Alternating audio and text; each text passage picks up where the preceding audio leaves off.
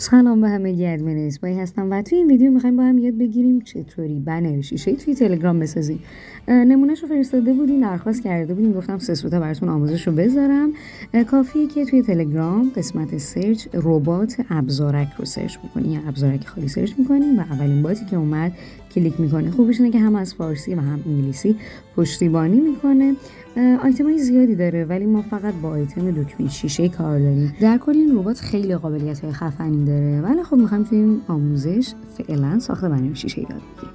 روی قسمت افزودن میزنم، شما بعداً هم میتونید استعلام بنرهایی که ساختین رو بگیرین از طریق همین بات. متن دلخواهتون رو تایپ می‌کنین، حالا عکس می‌خوایم بفرستین، ویدیو، هر چیزی که بخواین پشتیبانی می‌کنه. قابلیت جانبی براتون میاره که حالا میتونین فرمت کلیدها رو عوض بکنین و در نهایت هم باز از شما میپرسه که اگر میخواین فایل اضافه بکنین از طریق این آیتم میتونین اضافه بکنین. من اینجا غیر فعال رو زدم، دقت بکنین.